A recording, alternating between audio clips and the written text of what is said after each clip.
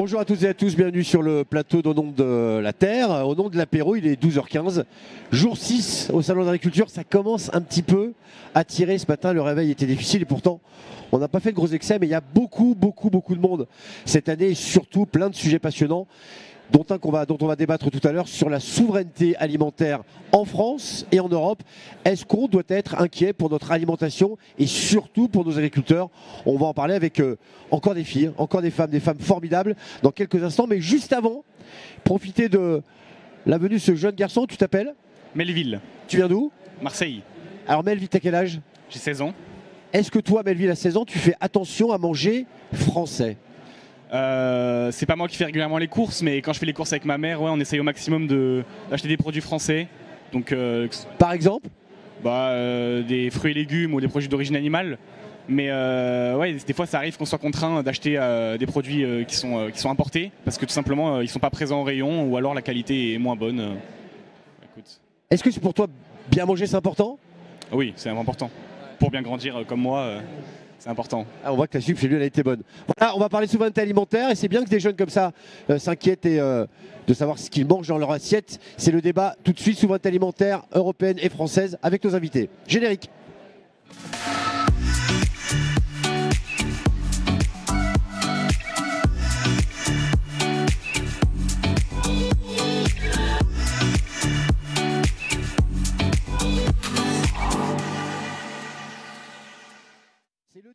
C'est le débat un peu sérieux de la semaine. La souveraineté alimentaire, c'est un mot qu'on a entendu, mais entendu pendant ce salon de l'agriculture. À mes côtés, trois personnalités du monde de l'alimentation et de l'agriculture pour en parler. Pascal Cartier, bonjour. Bonjour Antoine. Pascal, vous êtes patron des achats et de l'offre chez Auchan. Rôle central. Patronne même. Patronne, c'est vrai. Et quand on sait que la grande distribution pèse dans quasiment 40% de l'alimentation du frais en France, vous avez un rôle essentiel. Absolument, c'est par nos actions, on a le pouvoir d'agir et c'est ce que j'espère qu'on aura l'occasion de décliner pendant cet échange. À vos côtés, grande dame de l'agriculture française, grande dame, ancienne patronne de la FNSEA, aujourd'hui patronne du premier syndicat européen, première femme à être patronne de ce syndicat européen. C'est pas COGECA, un acronyme un peu particulier, mais c'est bien le syndicat européen. On vous voit partout en ce moment, Christiane. L'Europe est au cœur des préoccupations, des crispations et parfois même des ambiguïtés. On aime l'Europe pour les panneaux photovoltaïques, on n'aime pas l'Europe pour les normes. Oui, et pourtant les normes sont nécessaires pour commercer, parce que madame ne peut pas aller analyser tous les produits tous les matins. Ce qu'on n'aime pas, c'est quand la France surtranspose les normes, mais l'Europe est au cœur de beaucoup de... L'horizon pour les agriculteurs, c'est la politique agricole européenne, qu'il s'agisse de la PAC ou effectivement des règles qui encadrent notre activité. Oui, c'est un peu funambule, j'imagine, parce que pour les agriculteurs, quand on parle d'Europe, ça ne doit pas être toujours très simple, non ? Quand il y a des crises, on parle de ce qui va mal. Et donc on parle de ce qui va mal en Europe. On ne parle pas des 9 milliards d'euros qui arrivent dans les exploitations agricoles. On ne parle pas du milliard d'euros qui est arrivé via le plan de relance. On ne parle pas des milliards d'euros qui ont permis d'aménager les villages et les centres-bourgs, les programmes leaders, etc. L'Europe, ce n'est pas que des normes. L'Europe, c'est l'euro qui nous permet d'échanger sans avoir de soucis d'évaluation compétitive, comme on l'a souvent vécu avec l'Allemagne. C'est Erasmus qui a permis à 17 millions de jeunes, depuis la création de l'Europe, d'aller voir ce qui se passe à l'étranger. J'ai fait Erasmus à Vérone. Voilà. Et parfois, quand on va voir à l'étranger, on se dit vive la France.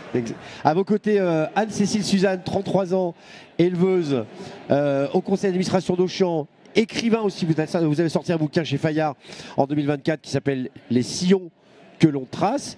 Et vous êtes éleveuse donc de bovins de Blonde d'Aquitaine, c'est ça? Oui, c'est ça. Et j'ai aussi des grandes cultures sur 5 hectares. L'Europe, vous en plus, vous êtes engagé politiquement. L'Europe, c'est quelque chose qui vous fait peur ou pour un agriculteur ou une agricultrice en l'occurrence? Alors, Christiane le disait, l'Europe, c'est avant tout un formidable outil et un formidable lieu pour l'agriculture. On a dessiné une politique agricole européenne commune et c'est quand même une très belle réalisation qui sert à l'agriculture française au quotidien. Pour autant, l'Europe, quand on est agriculteur, c'est aussi dans notre esprit des distorsions de concurrence, des incohérences. Et il me paraît fondamental aujourd'hui de travailler sur ces incohérences pour qu'on ait encore une belle Europe agricole à l'avenir. Christiane, on a eu le plombier polonais à une époque. Maintenant, on a le poulet ukrainien. Est-ce que c'est un symbole ou est-ce que c'est un vrai problème? On rappelle, guerre en Ukraine, on a a franchi les droits de douane pour les denrées qui venaient de l'Ukraine, donc le blé, le sucre et le poulet. Et aujourd'hui, c'est ce que reprochent notamment certains agriculteurs, c'est cette concurrence déloyale avec ce poulet ukrainien, dont on rappelle qu'on a fait rentrer en Europe par solidarité évidemment.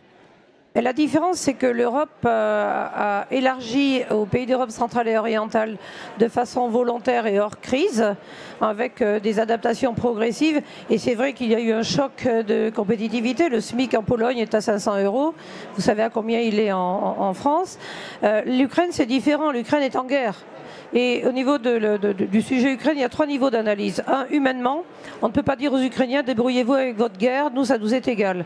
Humainement, on ne peut pas les laisser à leur sort. Deuxième élément géopolitique. L'Ukraine ne peut pas perdre. La Russie ne peut pas gagner. Si la Russie gagne, l'Europe est affaiblie, la Russie se rapproche, a même parlé d'annexer certaines régions de Pologne et de Roumanie.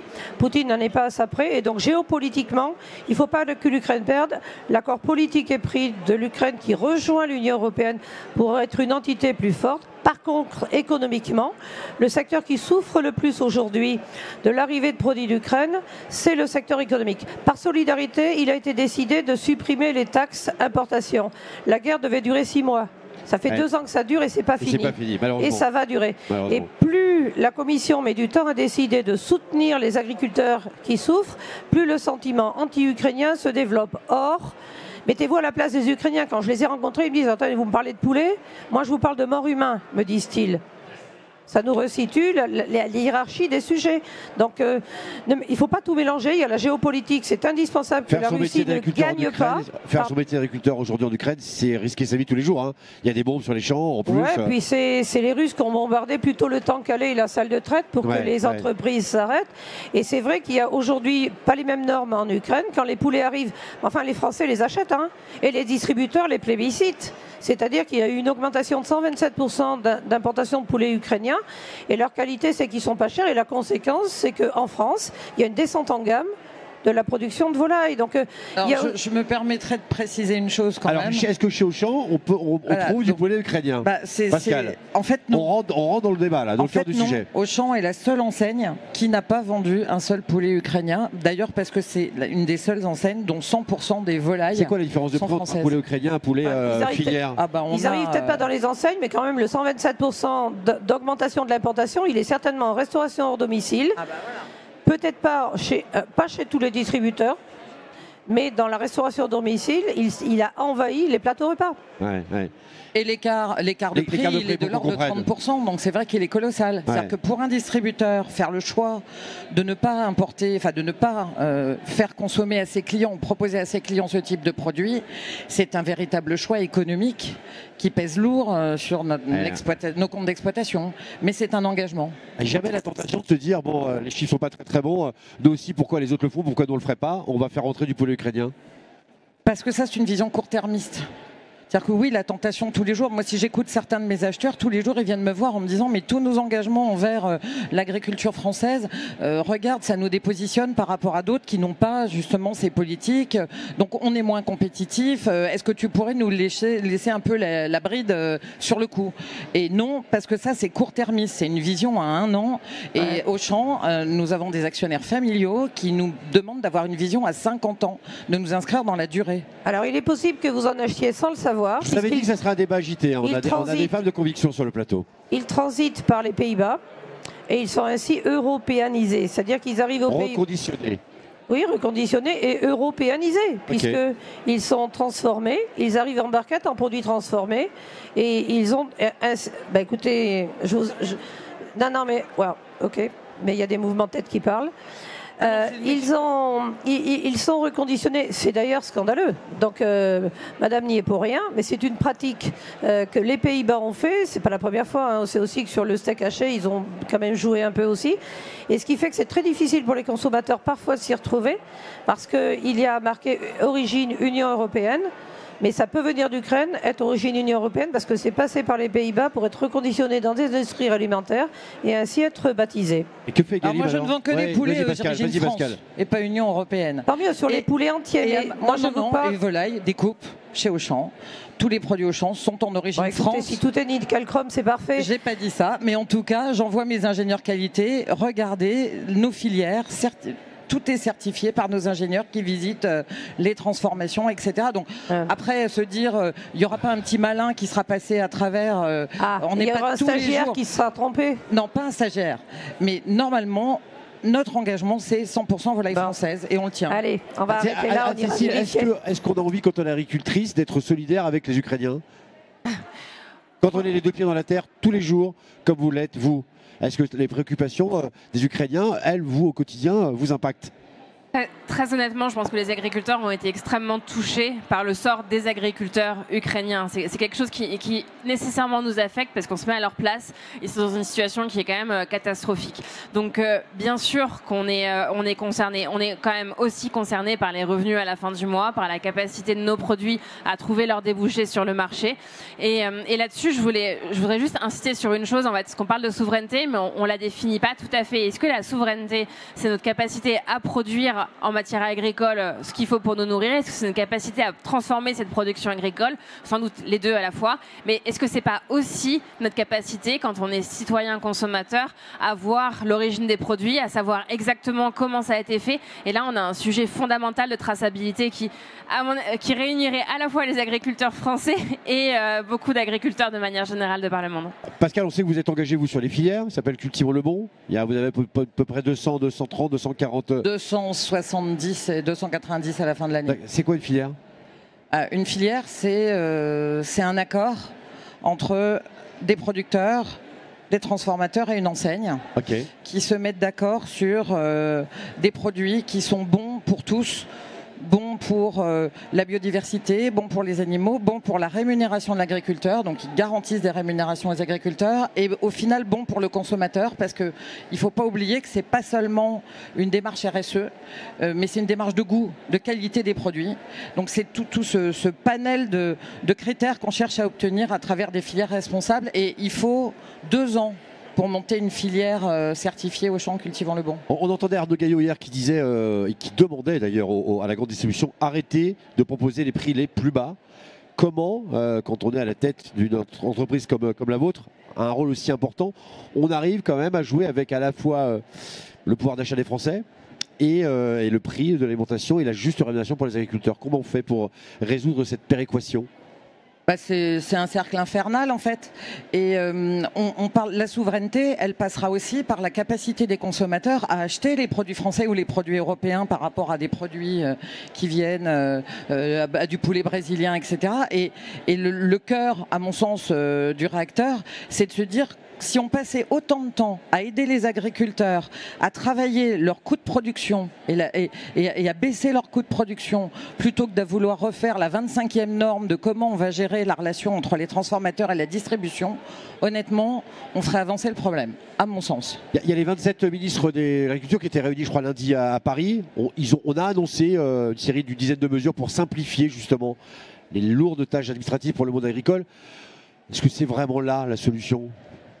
Alors, ils étaient réunis à Bruxelles, puisque c'est à Bruxelles que se tient le Conseil des ministres européens de l'agriculture.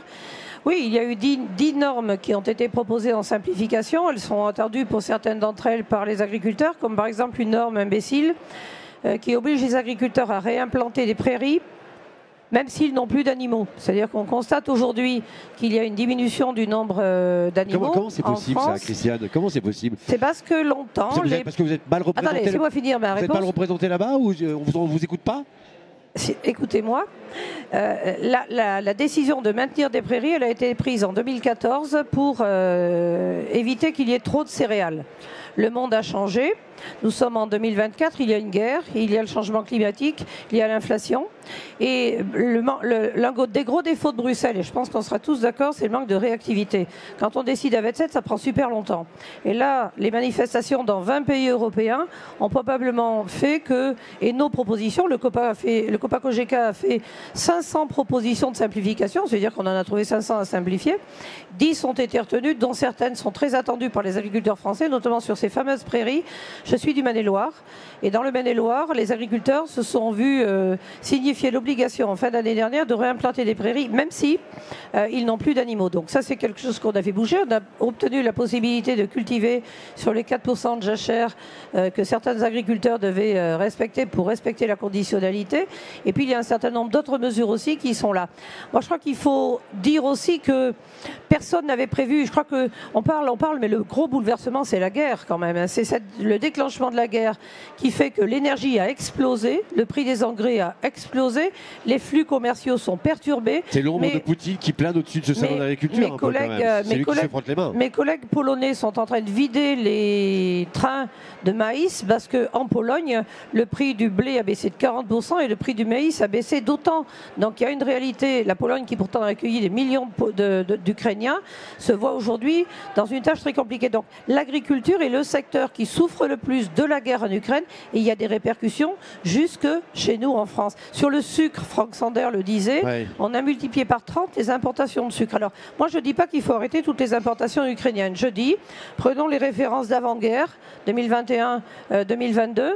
Sur ces volumes-là, pas de taxes à l'importation, mais sur les volumes supplémentaires, il faut avoir la garantie qu'ils vont à la destination finale, c'est-à-dire la Somalie, l'Éthiopie, la Libye, l'Égypte, qui les attendent. Parce que le pire, c'est que là-bas, ils attendent les produits pour manger. Ils stationnent chez nous, ils font baisser les prix et ils développent un sentiment anti-ukrainien. Donc c'est à l'Union européenne. Mais je ne dis pas que c'est facile. Et c'est là aussi, parce qu'on est dans un monde de yaka, il faudrait des solutions tout de suite. Alors, lors du Conseil européen, ce sujet va revenir sur la table. Il sera même débattu le 12 mars en plénière du Parlement européen, parce que c'est aussi les parlementaires européens qui doivent décider, d'où l'importance d'avoir des députés européens qui connaissent les sujets agricoles et qui ont ce contact avec les responsables pour décider qu'est-ce qui va être aménagé dans cet accord ukrainien. Oui. Anne-Cécile, ce qui est assez significatif quand même, c'est qu'on a vu que cette crise agricole, on a l'impression d'un changement de paradigme. On a l'impression qu'enfin, on parle des vrais sujets. Il a fallu attendre de voir des agriculteurs avec leurs tracteurs défiler partout en Europe pour qu'enfin la société s'empare de ce sujet fondamental qui est notre alimentation et ceux qui nous nourrissent. Est-ce que c'est votre sentiment ? Ouais, je suis tout à fait d'accord. Ce qui m'a beaucoup marqué dans les débats depuis un mois sur les sujets agricoles, c'est la montée en niveau du débat public sur ces sujets-là. On a commencé à aborder auprès du grand public des sujets très techniques de réciprocité, de clauses miroirs, des choses dont on n'aurait pas parlé il y a encore quelques années. Donc c'est vraiment super, parce que ça montre vraiment que le grand public s'intéresse à ces sujets-là et qu'on lui explique un peu mieux. Après, j'ai envie de dire, il y a urgence. Et ce qui manque aujourd'hui, à la fois pour le grand public, je pense, et à la fois pour les agriculteurs, c'est une direction vers où on va. Parce que si on incite notre agriculture à monter en gamme et qu'on n'a plus de marché pertinent de l'autre côté pour commercialiser cette agriculture, comment on fait ? Et derrière, comment est-ce que l'Union européenne et la France assument ces partis pris-là qui sont faits ? Donc déjà, je pense que vraiment, en tant qu'agriculteur, ce serait nous rendre un grand service que de nous dire, mais voilà ce qu'on veut pour l'agriculture française et européenne. Pascal, on sait que les Français consacrent entre 12 et 14% de leur budget à l'alimentation. Et est-ce que c'est pas justement l'occasion de leur redire c'est pas assez, c'est pas suffisant, il faut payer un peu plus pour avoir de la nourriture de qualité et surtout assurer un juste revenu pour ceux qui nous nourrissent et parier sur le long terme. Est-ce que c'est votre rôle, ça ? Alors, de les éduquer, de les aider, de les accompagner ? On ne peut pas être les seuls à porter ce rôle. On doit jouer notre partition. Mais c'est aussi le rôle de l'éducation nationale qui le fait, d'ailleurs qui commence à faire des programmes. La problématique, c'est que entre-temps, entre les années, parce que quand on dit 12%, 15% du budget, on compare aux années 70. Mais entre-temps, il y a eu l'iPhone, entre-temps, il y a eu les abonnements Netflix. Enfin, quand on regarde tout ça, mais c'est vrai, aujourd'hui, malheureusement, l'alimentation est en compétition dans le budget des ménages avec des choses qui n'existaient pas il y a 20 ans. Et qui sont devenus... aussi un enjeu de santé publique, bien manger des produits français. Et qui sont devenus aux yeux des gens aussi indispensables que se nourrir. Ce qui est quand même fou. Car avoir un abonnement Canal, un abonnement Netflix, c'est aussi indispensable aux yeux des gens que de faire manger ses enfants. Voire même arbitrer en faveur de ça. Donc, nous, notre rôle en tant que distributeur, c'est de faire de la pédagogie dans nos rayons. C'est pas toujours facile, mais et sur les étiquetages des produits, en expliquant pas seulement les origines, mais comment c'est fait, quel avantage il y a à acheter ce produit plutôt qu'un autre. Ce qui va nous aider beaucoup, paradoxalement, c'est le Covid, parce que le Covid a mis tout le monde au QR code. jusqu'à présent, on n'avait pas de support pour pouvoir s'exprimer de façon un peu détaillée. On a retourné les paquets, on a regardé ce qu'il y avait dedans. Et là, quoi. maintenant, le fait de pouvoir mettre des QR codes et de raconter des histoires, ces histoires d'agriculteurs, tout ce qu'il y a derrière, etc., ça va rendre les gens plus intelligents. Et on compte beaucoup là-dessus. Donc on en déploie énormément, là on est en cours de déploiement, mais après ça, la réalité c'est qu'il y a quand même des gens qui, deuxième quinzaine du mois, n'ont plus de quoi nourrir leurs enfants. Ça, vous le voyez. Et ça, on le voit tous les jours. Ouais. Mais qui continuent à acheter de la junk food. C'est-à-dire, paradoxalement, les volumes des fruits et légumes, de la viande fraîche, du poisson a baissé. On n'a jamais vendu autant de junk food plaisir, type soft sucré, pâte à tartiner et chips. Ouais. Et ça, c'est dramatique et on va vers un problème de santé publique. Spécial. Oui, l'alimentation est devenue le 4e poste de dépense. 1, se loger. 2, se déplacer. 3, la téléphonie. 4, l'alimentation. Le loyer s'est prélevé tous les mois, on n'y peut rien. Plus 31% d'augmentation en 15 ans. C'est énorme. Ça a augmenté énormément, mais on n'en parle pas assez. 2e poste, se déplacer. Il n'y a pas trop le choix. Alors les passes Navigo ou les tickets d'abonnement, on les paye aussi par prélèvement mensuellement. 3, la téléphonie. Il y a 4 abonnements par famille. 4 abonnements par famille, prélevés tous les mois. Ça a empiété. Et le 4e poste, qui est la variable d'ajustement, parce que c'est ce qu'on paye avec sa carte bancaire chaque samedi en faisant ses courses, c'est l'alimentation. Il y a quand même un autre élément, c'est que les 5 ou 6 grands distributeurs français, jusqu'à maintenant, se tiraient la bourre et se faisaient concurrence sur le seul critère prix. Moi, j'ai reçu plusieurs cartes de vœux des grands distributeurs. C'est assez rigolo de voir les mots qu'ils choisissent. Venez chez moi, j'ai des prix bas et responsables. Je ne dirais pas qui c'est. J'ai des prix bas et responsables. Oh, moi, je vois bien qui c'est. Ouais. Je ne sais pas. Non, peut-être pas. Vous seriez surpris. Et la réalité, c'est que produire de l'alimentation en France, ça coûte plus cher. Construire des bâtiments, ça coûte 50% plus cher en France qu'en Pologne et qu'en Ukraine. Ça coûte 30% plus cher qu'en Espagne. Les normes, je n'en parle pas. Le bien-être, le sexage des poussins, les poussins mâles qu'on doit aujourd'hui ovosexer, plus 1 centime par œuf, plus 6 centimes par boîte de 6 œufs. Le consommateur a dit, je ne veux pas payer. Donc il y a d'un côté les injonctions qualitatives des citoyens, et puis il y a le consommateur qui dit après, moi je ne veux pas payer plus cher. Et qui est entretenu par ce message, venez chez moi, c'est moins cher. Et les médias qui pendant le début... Non, c'est pas pour vous, mais quand même, vous l'avez entendu. Comment le panier anti-inflation? On va vous dire comment acheter moins cher. C'est le sport préféré. On va vous dire comment acheter moins cher. Donc le samedi, c'est comment acheter moins cher. Et le dimanche, on adore les agriculteurs et il faut qu'ils fassent tout bien. Je crois qu'il faut de la cohérence, et Madame l'a dit. C'est-à-dire que qui va oser dire que produire en France et manger des produits français qui sont... et manger équilibré. Ce qui est bon pour la santé. Là-bas, il y a le marqué fruits et légumes. Et c'est un comble que la junk food emporte. Et recuisiner. Parce que cuisiner, c'est moins cher que d'acheter des trucs tout prêts. Voilà, alors, il est signé depuis dimanche un programme d'éducation à l'alimentation dans les écoles auquel j'ai contribué, qu'on a porté avec Open Agri-Food entre autres, quelque chose d'essentiel. J'entendais Thierry Cotillard sur France Inter il n'y a pas très longtemps qui disait peut-être que demain les acteurs de la grande distribution vont imposer qu'on ne proposera dans leurs étals que des produits de saison. Fini la tomate en janvier et respecter le cycle des saisons. Est-ce que ça c'est un vœu pieux? Est-ce que vous y croyez? Personne n'ose, de peur de voir évidemment son client partir chez le concurrent pour trouver son kiwi et sa tomate hors saison. Est-ce que vous pensez que c'est quelque chose de réel, de possible? Moi, je pense que c'est possible pour une raison, en fait, c'est qu'on voit quand même aussi beaucoup d'associations de consommateurs et autres qui dénoncent en grande distribution trouver des fraises en décembre. Donc c'est quelque chose qui est de moins en moins possible de mettre fortement en avant chez les distributeurs, alors qu'il y a quelques temps, on pouvait mettre en avant avoir les fraises les moins chères du marché en janvier. Donc ça évolue et c'est le consommateur là-dessus qui drive par chacun de ses actes d'achat, qui vote à chaque fois. Donc c'est extrêmement important. Par contre, pour dire que ça évolue quand même lentement. Moi, j'étais extrêmement frappée à Noël, il n'y a pas si longtemps. J'écoutais les pubs dans mon télescopique en nourrissant mes animaux. Et il n'y avait pas une seule enseigne qui promouvait en fait le bien manger à Noël. Ils étaient tous en train de faire la course au moins cher et dans leur publicité. Et ça, c'était vraiment pour moi, agricultrice, extrêmement déprimant. Donc il y a encore beaucoup à faire parce que je pense que, encore une fois, si à Noël, on n'est pas capable de mettre un peu plus cher et de mieux manger, d'avoir envie d'aller acheter quelque chose de français et de bon, c'est que l'heure est grave. Donc... Un produit qui devient presque un produit de luxe aujourd'hui, avec des marchés qui baissent. Je parlais, Antoine, de votre responsable viandière, -10 tous les mois, c'est la viande. et notamment la filière Vaud d'Aveyron du Ségala qui souffre terriblement. Pareil, comment on reconnecte les Français avec ce formidable produit mettons le fait qu'effectivement certains sont végétariens, mais comment vous faites-vous pour tenir face à ces baisses permanentes de consommation? On résiste plutôt pas mal puisque notre filière Vaud d'Aveyron et du Ségala qui est en plus une filière de veau rosé, donc c'est compliqué parce que ça se cuit comme du bœuf. Et parfois, on a des retours consommateurs sur les réseaux sociaux, etc., où ils l'ont trop fait cuire, ils disent que c'est dur, mais en fait, ils n'ont pas su le cuisiner. Donc, en plus, on a un sujet de pédagogie à utiliser la matière. Et on résiste plutôt pas mal. Vous avez des animations en magasin, il y a quand même des gens qui vous accompagnent. On a des formidables agriculteurs qui viennent en magasin discuter avec nos clients et les clients adorent. Donc, ça prouve bien que les clients, quand on leur raconte les vraies histoires, ils sont là et ils sont prêts à mettre l'argent. Et j'en veux pour preuve que, grosso modo, sur le veau au global, on est plutôt sur des ventes à moins 12, moins 15%. Et sur le veau de l'Aveyron, on est plutôt à moins 7, moins 8. Ce qui est inquiétant, Pascal, c'est que c'est systémique. On a l'impression qu'on va avoir du mal à revenir en arrière. Bah oui, mais en même temps, regarde la semaine dernière, quand tu as des gens qui partout dans les médias se déversent en disant pour sauver la planète, il faut arrêter totalement de manger de la viande, c'est quand même totalement irresponsable. Mais ça ne baisse pas autant, vous le dites. Mais d'ailleurs, madame a raison, ça baisse sur le veau, ça baisse sur l'agneau, ça ne baisse pas autant que vous dites sur le bœuf. Ça ne baisse pas autant. Le poulet monte en flèche.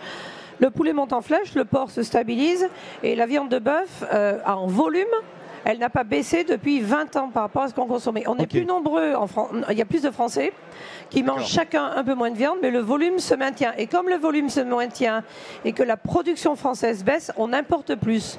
Et on importe des produits qui ne sont pas du tout faits dans les mêmes conditions. Donc c'est un comble. Et j'approuve quand madame dit, pour sauver la planète, on a l'impression qu'il faut supprimer un tiers des vaches, mais il n'y a jamais eu autant d'avions dans le ciel, il n'y a jamais eu autant de réservations de vols pour partir à l'autre bout du monde pour ses vacances. Il y a quand même un problème de priorité. C'est facile pour la Cour des comptes, c'est facile pour Brunemer d'incriminer les vaches, les mêmes qui nous disent sauver la biodiversité et entretenez-nous les prairies. Il ne faut pas oublier que les prairies sur lesquelles les vaches broutent font partie de la décarbonation. Donc c'est une vision très restrictive de dire bœuf égale carbone. C'est de la biodiversité, c'est de la capture carbone, c'est lutter contre les incendies et contre les avalanches, c'est vos pistes de ski l'hiver. Au lieu de raisonner... Christiane, arrêtez de me montrer du doigt comme ça. La randonnée, je sais pas. Non mais c'est beau à regarder. Allez, vous les regardez. Oui, bien sûr. Vous regardez les estives du Cantal aussi, qui sont magnifiques. Voilà. Si on veut avoir... le besoin, c'est d'avoir une vision à 360 degrés. Un jour, on dit le carbone, un jour, on dit la biodive, un jour, on dit les paysages. Les herbivores sont indispensables et dans l'alimentation équilibrée, il faut de la viande et à certains moments de la vie, pour les femmes de plus de 50 ans, il en faut un peu plus. Donc, comme on est un certain nombre à être concernés ici, on vous en parle. Ah, Cécile, j'ai quand même l'impression que l'agriculteur, jusqu'à maintenant, là, il était montré du doigt, incriminé de tous les maux. C'est incroyable. Il est au bout de la chaîne alimentaire. Enfin, c'est le premier maillon de la chaîne alimentaire. Et c'est lui qu'on a criblé tous les maux. La pollution, les pesticides, les prix, ainsi de suite. Comment ça se fait, ça vient d'où? Est-ce que vous n'avez pas une part de responsabilité là-dedans? La communication, vous passez trop de temps dans les champs, pas assez de temps sur les plateaux télé, dans les médias? Ça a été une erreur historique effectivement de la profession agricole de ne pas assez expliquer ce qui se passait parce que le métier d'agriculteur a énormément changé. Par ailleurs, c'est un métier extrêmement complexe. Depuis l'après-guerre et ça a été peu expliqué. C'est quelque chose, je pense, par contre, sur lequel on revient beaucoup aujourd'hui. On n'a jamais autant expliqué le métier. La preuve en est d'ailleurs, on le disait, les débats se sont beaucoup enrichis sur les sujets agricoles. Ouais. Donc je pense qu'aujourd'hui, il y a beaucoup d'agriculteurs qui ouvrent leurs exploitations, qui prennent la parole et qui sont disposés en tout cas à le faire. Donc maintenant, il faut continuer à nous donner la parole.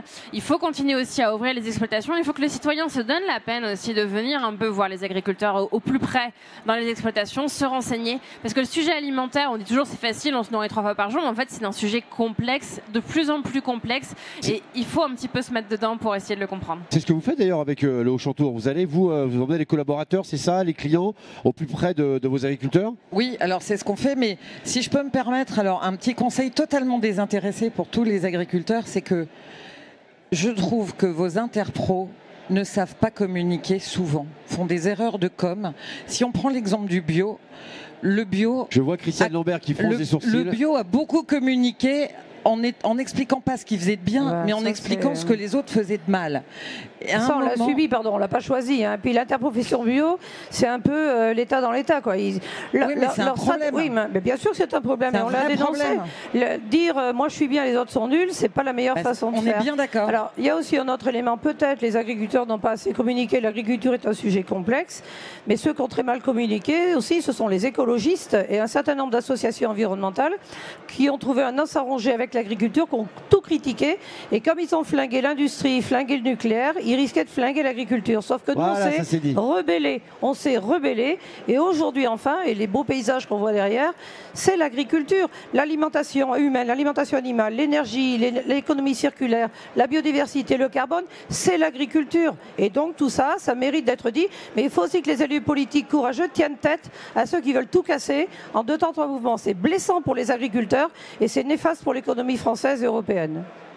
Ça c'est dit, je vous avais dit que c'était une femme de caractère et de conviction, ça fait plusieurs années qu'elle milite évidemment. Cécile, moi je voudrais savoir si tu devais te projeter dans les 5-10 ans à venir, je sais que c'est très compliqué, et en même temps l'agriculture c'est du temps long.